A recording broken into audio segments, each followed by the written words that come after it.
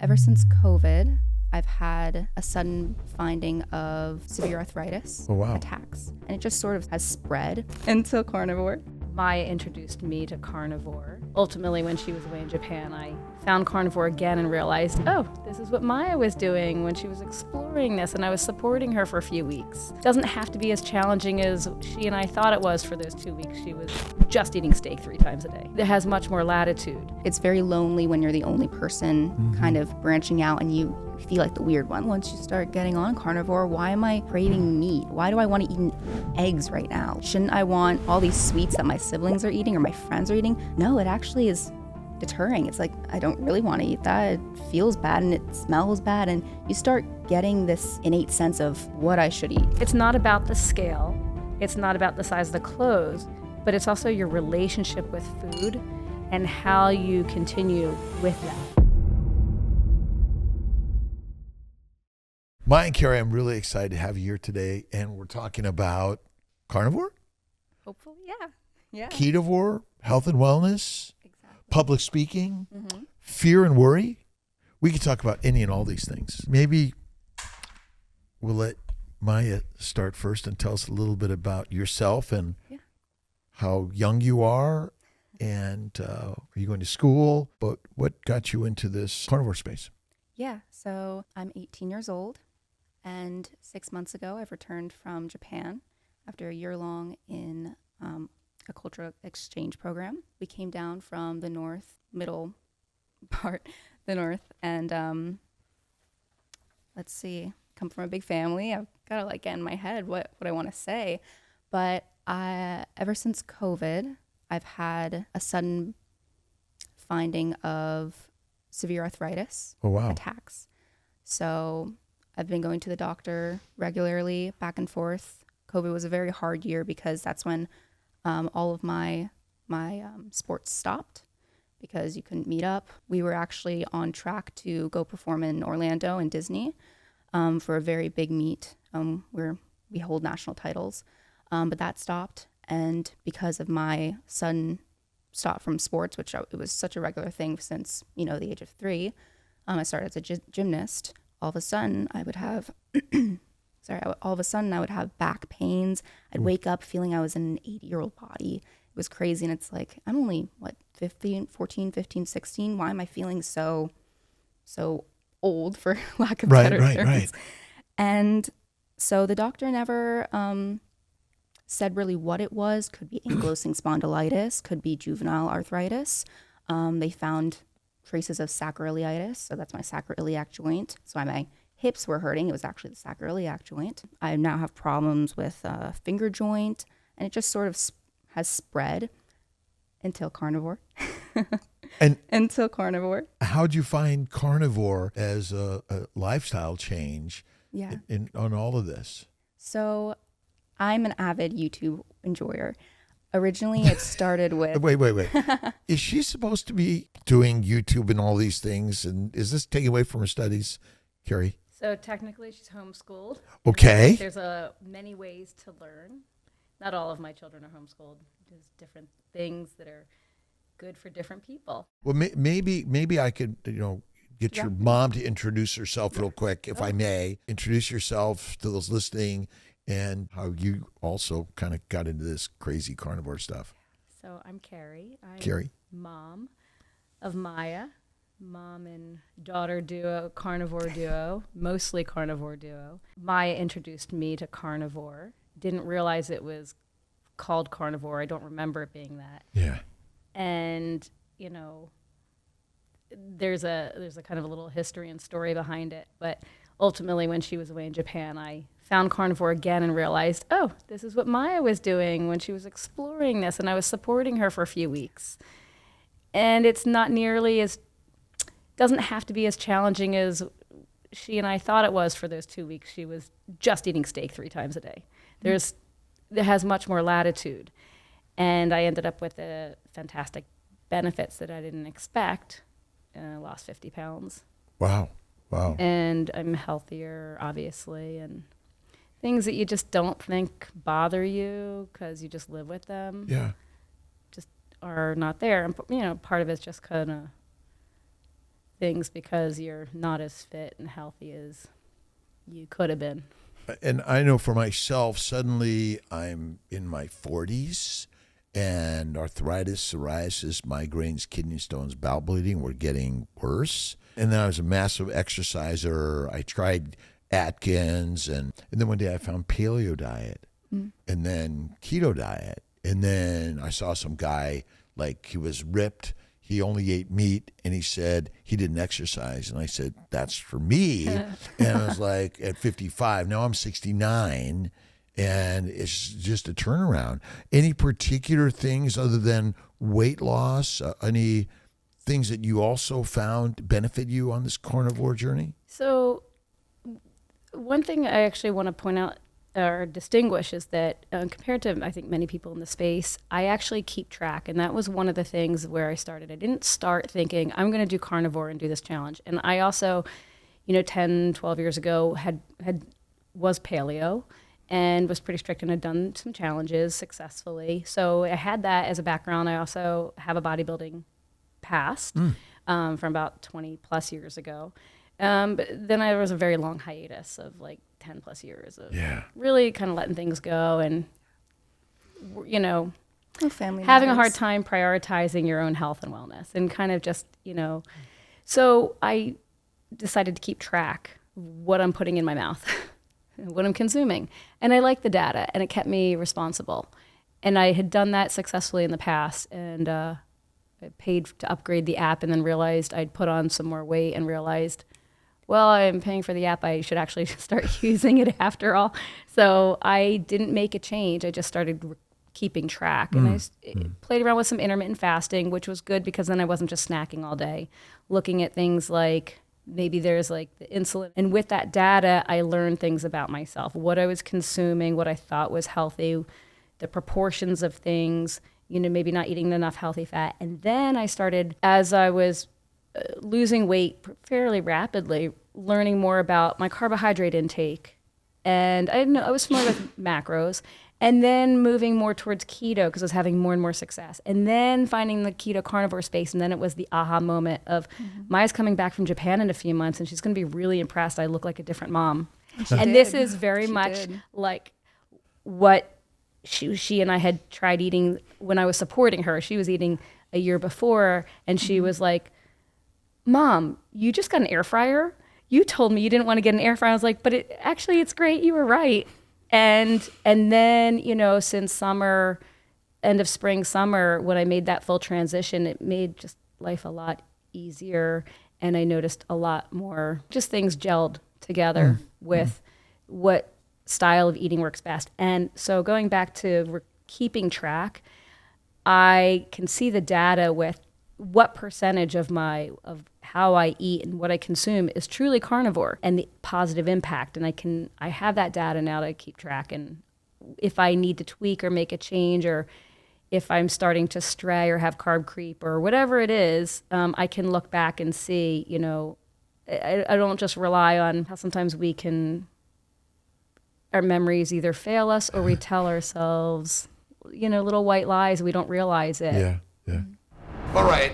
If you're not a member of the Mighty Tribe yet, you must, right? Just go to Kiltz's Mighty Tribe and become a member. It's free. The whole intention is to bring the community of all humans to learn why this is better than this. And we invite all vegans and vegetarians, Mediterraneans, and carnivorians to Kiltz's Mighty Tribe. It's a meetup. It's a place to learn while you've been suffering likely from this and you'll feel better on this. But what are the nuances of what you can do to feel better, look better, and live better? Because I've done it. And that's why I created the Mighty Tribe, to bring you into the masterclass. Be the master, my friends, and join Kiltz's Mighty Tribe. God bless. Well, tell us a little bit more about your transition to carnivore. Yes. You went to Japan. What was it like there? Yeah. And your eating habits and things like Of course. So it all started maybe around 11, 12. I had been avid watcher of Jordan Peterson, Mikhaila Peterson. Originally Jordan Peterson just for his brilliant mind. And then obviously had a daughter that, I thought was my age at the time. She's a bit older than me. But she started talking about, I think it was like a TEDx talk or some sort of public speaking she video she had on her severe arthritis. Like mine is not as bad as hers. I don't know anyone else's who's had it as bad as Mikhaila Peterson. And, you know, I saw this young girl who I found a connection with speaking out about how she's been able to just control her own body and, you know, how our bodies are attacking ourselves. How is she able to do this? And so I looked into that originally on YouTube. I hadn't heard of the carnivore diet first. It was actually something called the snake diet, which is more, I don't know if I can name. Snake diet? Snake diet. You can name anything. Cole Robinson on YouTube. He's a very aggressive person. It fits for some people who like his way of conveying information, but it's basically intermittent fasting with electrolytes, but prolonged. Fasting? Prolonged fasting, very Like? prolonged fasting. Like for people who are very severely obese, like 50 days, even more, very long. Crazy. Yeah, but because of that, I understood that you need electrolytes, you need salt. And that's one of the mistakes that I made when I originally went, you know, it was, I think, 2 weeks where it was only steaks and I didn't have anything else but steaks. Like I maybe sprinkled a bit of salt. I should have added electrolytes because my mood was just down in the ditch. It was tanked. It was pretty bad. And it's also challenging when you're in a family and you're the only one eating that way. And no one, you don't fully understand any of it yet. You're just trying something. And I'm the only one out of all 4 of my siblings who has these kinds of problems. It's very lonely when you're the only person kind of branching out and you feel like the weird one. Like, Maya's eating only steaks, but we're going out to this Italian restaurant. Come on with us. It's like, nope, I'll stay here. And you're going through adolescence at the time, so Puberty, changes. severe, well, I wouldn't say severe, but severe mood swings, you know, slight depression because it's COVID and we're all, you know, going through puberty. It was really hard, but I sort of pushed through those 2 weeks. I mean, I didn't experiment enough. It was just, can I do this? It was just like I'm going to throw myself in just to know that I'm going to survive.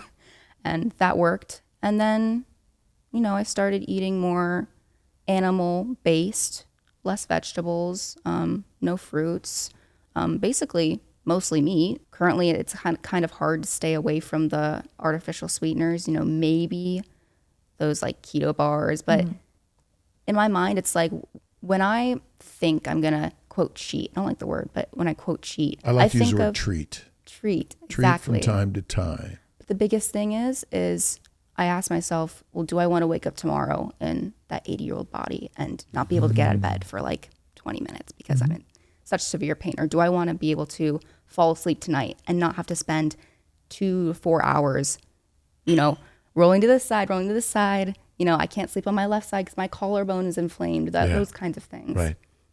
Yeah. And So would those little treats really send you off? oh yeah, immediately. My middle joint, you can't really tell, but this will become red, like Rudolph's nose. It could just become red. And that's kind of my teller. It's almost like a little red button, like, Maya, you need to get back on the carnivore, like strict carnivore if that starts becoming a bit redder. But yeah, And I can really feel it. Maya's arthritis we found it is genetic. So she has a mutation that is more rare. It's not like the rarest thing, but hers is very specific. HLA-B 27 HLA-B 27 positive, and it expresses itself usually around the teen, and it can also affect her eyes, which it had done. And she'd been seeing a specialist, and there aren't too many specialists in the world who focus specifically on this. And she'd been put on Humira injections every 2 weeks, and it was very stressful to even make sure she could get the Humira and bring it with her to Japan. It ended up being okay, but the relief she was getting being on that for like about a year and a half is not little to none. Little to none, but we were so fearful of it progressing. And they said, you know, it's prevented it from progressing. It seemed to help with the arthritis, but ultimately, like stabilized, but ultimately she chose not to continue with it. There were some glitches with insurance and stuff, and to try a different medication, and she actually chose not to recently, some months back. Since she's been back, and she's actually controlling it mostly through carnivore, and she can tell if she's not super strict, she can tell the next day. So there's some, like the data and the scientific data versus just the feelings and just the N=1, which has value as well. I always imagine we're not birds or fish, so genetically we're predisposed to be land animals and breathe air. We're also genetically predisposed to eat raw fatty meat and not eat plants. Do you ever walk down the street and just kind of grab some grass and eat it? Mm-hmm. No, you're only consuming what's been processed and provided for us. That's our domesticated diet. Mm-hmm. But ultimately, 50,000 years ago, or even today, you could go hunting and you could kill that animal and eat it, and it's healthy.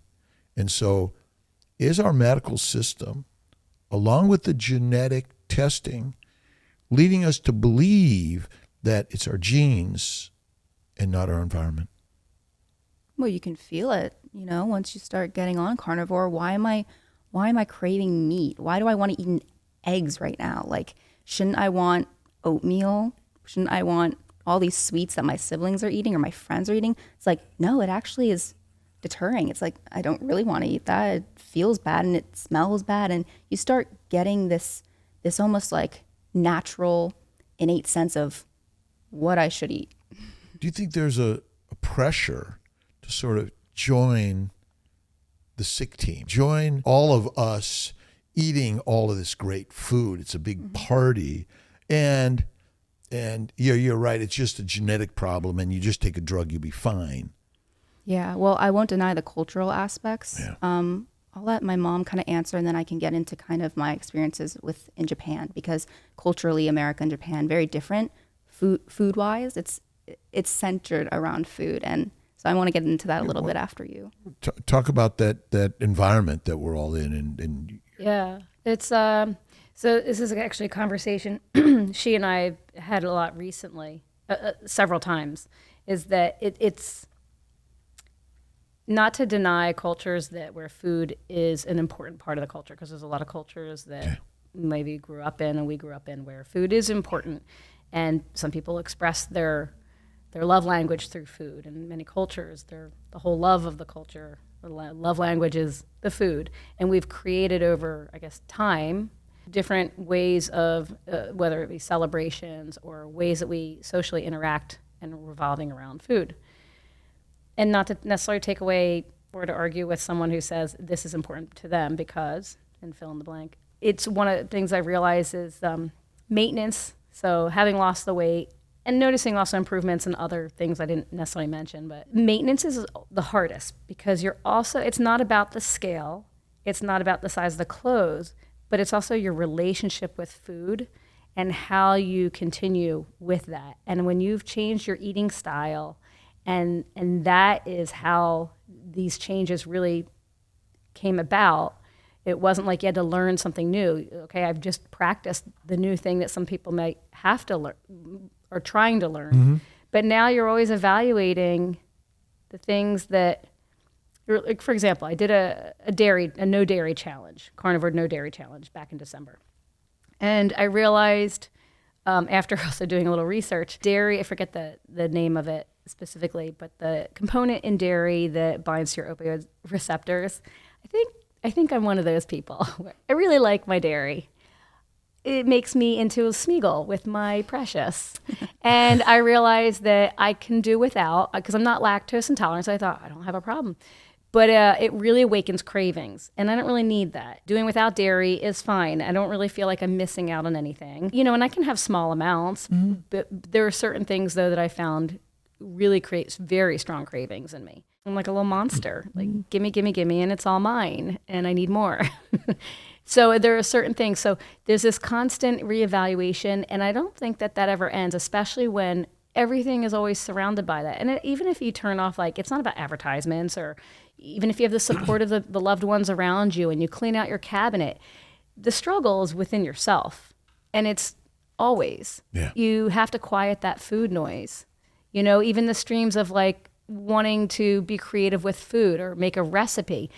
I thankfully like plain food and simple food. I like ingredients, and I've never had a problem just eating ingredients. I don't need sauces, but I still might think about the plans for my next meal and whether I'm going to vary it with some fish or seafood, because I like that too. I love sardines. I love liver. I love all of the things that some people have to learn to like. Isn't that great? But I can't eat all of it all the time, every day, because you also realize I don't have to stuff my face with the flavors and the textures to get that kind of happiness, even if it's like an unconscious thing. It's also, you're eating for nutrition. To fuel yourself. And to make sure that, yes, there can be a pleasurable component to that, to enjoy the food. You don't have to put so much emphasis. You can kind of dial that down and just get on with your day and have more time in your day. And it's just, it's an ongoing thing that probably be, I just think it's something that everyone has an opportunity to, when they do carnivore and when they do, like, say, a challenge or something that's a little beyond what they might otherwise have to do for maintenance, you're constantly, you put yourself in a position where you reflect on your relationship with nutrition. Do you think that it's the addition of the fatty meat that also helps us suppress some of those other cravings? And I always find if you want to focus on a more positive life, you add more positive thoughts and ideas in what you watch and read and listen to, because getting rid of negative is always difficult because it's always surrounded, but you got to fill the positive. And I found that if I just focus on eating fatty meat is the central thing, and even if there are some fries or something, I might have one or two, but I no longer have that need to have all of them. Do you think that's, sort of the focus on the carnivore has given you sort of like the way to keep stronger? And like in your case, I know it's just an example of a French fry, like those kinds of things never really tempted me. So I never feel like I have to treat myself. But I still eat some manufactured like whey protein powders, and I'll try to do more ancestral ones because I do work out now again. Like all the weight I lost was prior to even working out. Like I didn't do anything. I occasionally walked a little bit. And then I started working out just in the past few months and really made amazing strength gains. So some of the things that I'm like working with and figuring out for me is making sure I'm prioritizing protein, having the fat, and maybe cycling through that on days where I really need a heavy lifting day where I need the fat for the energy for the kinds of lifting that I do. And I am not afraid of fat, which is great because how I grew up, in the era that I grew up, fat was demonized. Yeah. So I love fatty meat. I actually don't like too many lean meats at all. I'll usually use lean meat as an addition to my fatty meat to boost my protein, to make sure I'm hitting, the macros that I need to lift the weights that I need to lift and to gain the muscle and, be a fat burner and a fat energy burner, so that I'm consuming fat as my energy source and not the carbohydrates. And if I'm going to place carbohydrates in, my carbohydrate intake is really, really, really low. But I know my body is really good at gluconeogenesis, really great at it, especially now. But my carbohydrate intake's really low, and but there's incidental carbs. And if I am going to place carbs in there, I try to be really, really mindful of how does this benefit me, and do I really need it? And luckily, I don't seem to have any physical issues as a result. But I don't need much. I'm like easily under 20, 30 grams of carbohydrate. What is your carbohydrate? Comes from like decaf coffee. So, like incidentals, it might like be a net, and it just kind of adds in the day. And so it's like I might have 15 grams of net carbs in a day. Got it. Yeah. It's cool. And if I can tell if I've had a carb load, because then I might be like at 30 grams of carbohydrate for a day. But even when if there's days where I think, am I supposed to do a refeed? Should I try this? 50 grams, and it's just like I'm bouncing off the walls. I can tell in the next few days, like my body is really, the glycogen stores are really full.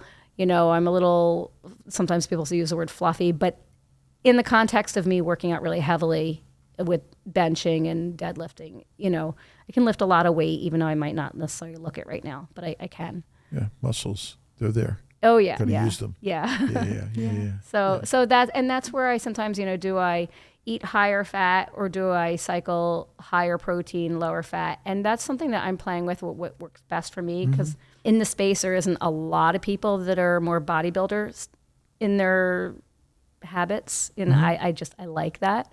And as far as the philosophy of taking away and adding, completely agree.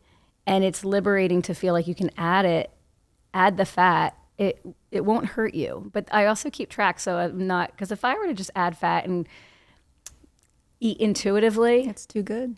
I don't really have my stop of like, when do you feel satiated, is more in tune with, my Thanksgiving full. And that's too full. Yeah. And my eyes can be bigger than my stomach. And you don't need a lot to be, there's some times when I'm like, that was the right meal. I feel satiated and I don't feel stuffed. And when it's a high protein and a decent amount of really healthy fat, we don't feel bloated. We were talking about that the other day. We don't feel bloated. We feel satisfied, and we can go for several hours. And What's your definition of healthy fat? So recently I realized I like a T-bone steak. The dry aged T-bone's pretty good, and I'm okay with the dry aged. So animal fat. Oh, yeah. Yeah, because whenever people say healthy fat, I used to do avocado. I don't like to coconut use oil. that term because I hear healthy fat and people look the word up. They see, oh, healthy fat, they eat that. But animal fats. Animal fats. That's why I always like to say animal fats. Animal fats. Because technically there are animal fats and plant oils. Ultimately, fat is good for you. Yeah. And animal fat is what we were talking about. And I actually switched almost 100% to animal fat over the past few months. I mean, we still have some avocado oil and some extra virgin olive oil in the house. But we actually, so when I make bone broth, I actually save the fat skim, and I will either cook with it or I'll eat it. Yeah. Or we've actually gotten fat trimmings from the butcher, 5 free. pounds for free. And we will fry, or not fry, but air fry that. Just because it's quick and easy and easy to clean. And so we'll eat that, and we'll use that. It's absolutely delicious. And oh my gosh, I cannot believe how much low fat stuff I ate in the 80s and 90s. And just now it's a great thing. And and I'm getting older. So It's a good thing. yeah, it's great for my skin. Yeah. Put Love it. more animal fat. So And that was the other thing I noticed. I would get little psoriasis spots in some areas, and you see a dermatologist, and you have some, maybe a cream to put on it. If I'm getting them now, like I can't tell, they're less frequent, or they're really small, or like I can't remember. I think it was last January, but that was around the time I started all of this transition, and my skin is just so much better condition. yeah. It's a little saggier now because when you lose 50 pounds, but it's okay. It's all good. Yeah. It's all good. Yeah. I feel a It's all difference. It's Awesome. great. Yeah. Maya, tell us a little bit about your experience in Japan and your diet and anything else you want to share with us. So yeah, it was a cultural high school exchange. So I was going from 4 different host families. I was in the southern part of Japan. And the biggest thing I realized throughout my entire journey there is, wow, everything is centered around the food culture. And it is a big part of Japanese culture. A lot of, even foreigners go to Japan just for the food, which is great. But it was really hard for me because I had the pressure of kind of following what the host families wanted to offer. I was like, well, Maya doesn't want to eat this. Oh, is there something wrong with us? And, are we doing everything that we can? And so there's this pressure, like, I don't want to get kicked out. I don't want to be sent back to my own country if I'm not following what the family is doing. And so I couldn't follow, a carnivore diet there. It wasn't really possible for me at the time. I think definitely if people were to go to Japan and live a life there and try and follow animal-based, 100% possible. Just raw fish. I mean, we're in the southern part, so there's I'm getting off topic, but No, it's all part of the topic. I'm getting off. Food and the experiences. We do and the love good culture. food. We love good love good But food. it was- brings us to tears when we experience. But it was startling Amazing to see raw fish. how much everything was centered around food. Everywhere we went, it was, well, it's a food gathering for New Year's. It's always about food. It was just super startling for me because we kind of grew up. Originally, you guys were vegetarian, was it? Or, Oh yeah. So my Forgot to husband and I were mention. vegetarian since about 1987 And until then we like 10, transitioned- 12 years ago. Wow. But we transitioned to paleo, and so I grew up mostly with paleo food. So that's why my current my taste buds are they just like animal-based foods. I call paleo Mediterranean. Yeah. It really is. It's a hunter-gatherer. That's kind of who and what we were. And Mediterranean is that lifestyle in some ways. Yeah. Yeah. Yeah. But I learned a lot from that experience. I felt it. I had the most flare-ups ever in my 1 year in Japan. Wow. And she was on the Humira too. And I was on Humira. I was probably the first person ever to bring a vat of a year's worth of Humira in a small little fridge by myself. I was going through customs, had to speak Japanese and tell them, this is Humira for this condition. And it's, I have all the paperwork here. It was very stressful, but yeah, I was taking shots twice a week, biweekly. Twice a month? Biweekly. Once every 2 weeks. Yeah, every 2 weeks. 40 So- milligrams is a common dose every 2 weeks. We use it in our Yeah. fertility stuff. Yeah, and that's in conjunction with meloxicam by mouth. And I still currently take meloxicam, but I'm off all of my biomedicals. Biologics. And the reason being, they were going to transition me to adding 3 extra medications. 2 of them would be shots. One, I think a daily shot, one another weekly shot in conjunction with another shot. And I was just telling my dad, I was like, Dad, I don't really want to pump myself. Like, this feels wrong. I can't tell you why because you're the expert. I don't know why, but I don't really want to be pumping myself with these medications. It just doesn't feel right. And so they were very supportive of me just trying to control everything with diet. And it's worked so well. And that means something. What would you tell someone else your age that's suffering from all these diseases? And is there one that isn't maybe caused by a standard diet? Well, you read it all the time on, the news articles, random articles where it's like our generation Gen Z is the most depressed generation. We're the most, anxiety-induced generation. Why is it that, people under the age of 25 are just all of a sudden having all of these problems with mental problems and physical problems? It doesn't really make sense. And I really wish that there was a younger community of young carnivores that can feel like, okay, well, I know, I'm college age. I'm living in a dorm. How is it sustainable? All my friends want to go party. All my friends want to go, what am I supposed to do? And, I wish it was shown more that you can still be carnivore when you're young. And there's still people out there that are supportive, just like me, just like how Mikhaila was. Like, she was just such a big inspiration for me. But it's possible, and it's hard, but I definitely suggest it. I mean, everyone I know is like depressed, anxiety induced. They go to school every day, so why should I don't know. But I was homeschooled, so I don't really have that background. But to me, it's like, well, you guys have more experience than me with speaking to people. How are you more anxiety induced than I am? But yeah, please just go carnivore if you feel like, just to try it. If you feel like you have problems but you're ignoring them, I think it's honestly your responsibility to take care of yourself. I did an interview with Izzy Watson. She's 25, Vancouver, Canada area. And I think the younger generation is beginning to show up because they're learning from the internet, not the doctors.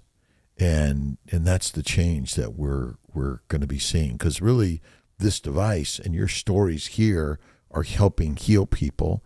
And there's always someone just like you or I that we go like, well, that's kind of crazy. Mikhaila Peterson, kind of crazy. No one would have guessed, right? just by looking. Like, and so is it probable that all our diseases, depression, anxiety, autism, ADHD, OCD, suicidality, and criminality, all related to a damage from the plant-based low animal fat diet? We've been convinced by the medical, pharmaceutical, nutritional industries and the government in general, which is probably being paid off by all of those industries.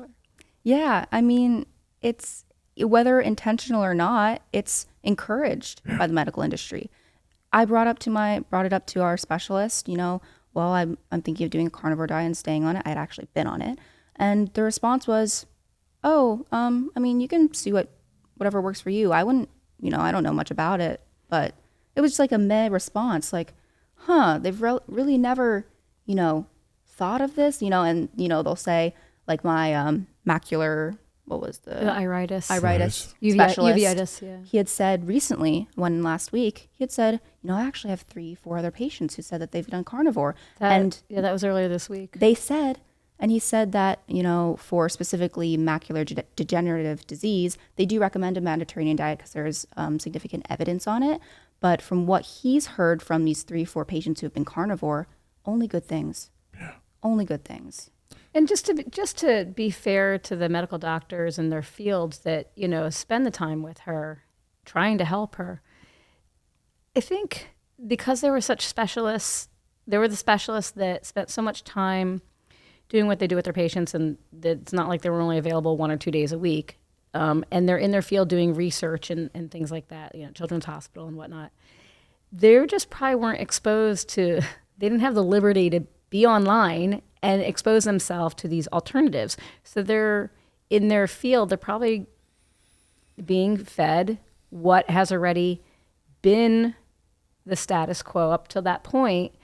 And maybe down the road, if they don't retire, they will hear more information as more studies come out. Because if they're only always looking, if they're not as interested yet in the N=1 because they can't in their field, their particular field, and they have to wait for a JAMA study or a specific journal study, they're going to might be waiting a while because there's studies I know going through the pipelines now that might bring to their attention, and then they can start, and more patients coming to them where, because I think like the specialist you had, she ended up retiring, but she was busy doing research and stuff for the last several decades. So it probably wasn't even on her radar because she was busy doing all the other stuff. Research that's pharmaceutically funded and ultimately driven in order to patent or develop something.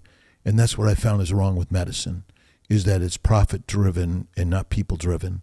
And ultimately, we do need to wake up because people like yourselves are sharing a story that, wait a minute, I just ate meat, stopped eating everything else, and I healed. So maybe we don't need another study, but we just need more stories that are shared. And is it easy to be on sharing your stories? Yeah, it's easier than I thought. Yeah. But is there a little apprehension in all of us to share a story that's kind of like, wait a minute, this is not normal, right? What's your thoughts? Well, my thoughts are based off of a lot of the backlash that a lot of the carnivore creators get. I go through these comments. I'm sure you're familiar with Bella, the steak and butter girl, another really big influence for me. But her comments are just filled with so much negativity. And I see it's so sad because it's almost like, I see the comments all the time, this isn't natural. And it's like, it couldn't be more of the opposite. Well, but they're listening. Exactly. If the opposite is commenting, they're listening. And then one day they're going to get something. Oh my God, she was right. Yeah. And a lot of this is because that other generation, right? What do I know, right? And who did I learn from? I learned from people on the internet. I didn't learn from a doctor. I didn't learn from a paper published. Remember, Harvard published a paper on carnivore, then they retracted it because the money that controls the message said, you can't do that. I think. It's my opinion. What's your goal in life? My goal in life is to be accomplished. I want to live an accomplishing life with whatever I do, whether that be in my studies or in future business or with my body. I want to feel accomplished and satisfied and knowing that I'm on the right track and doing the right things. Anything else you'd like to share with our community? Great thing about carnivore is that we all have the power to try it. And simple as opening your mouth. Yeah. Not opening your mouth and opening it again and chewing. We have the power to try new things and see what works best for ourselves. And no one really can take that away from you. It's very easy. I think also when we were talking about the naysayers, and someone who's ready to try it has to be ready to receive. We hear people ready to receive a message, and you have to be ready to kind of receive the possibility that it might be a good thing for you. And everyone has, that power to figure it out for themselves. I just read a book called Steak 3 Times a Day. and by Schlenk. It was published in 1946. And have you ever heard of Salisbury steak? Yeah. You know who Dr. Salisbury was? My mom would know. 1850s, graduated Albany Med. He was a chemist and a microscopist.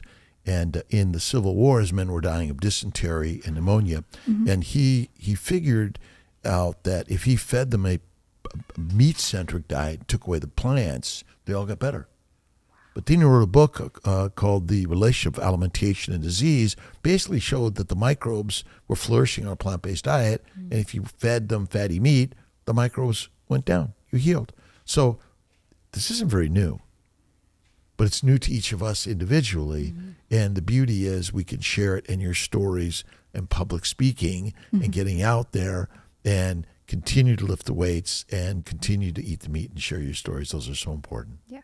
Thank you for being here with us Thank today. you so much, Thank Dr. you Kiltz. for giving us the opportunity to practice sharing. Yeah, And it's the one thing I've learned more than anything. We have to practice sharing because I get nervous. What am I going to say? What are they going to think? What are they going to write? I don't know. And You know? people do ask us why. Why do you do? I've heard of this carnivore, and we're not going to go around being like, I don't eat that, but people will know we scope out the menu ahead of time and find, because we want to go out. We like going out to eat, and this way we can participate, and we just have a game plan.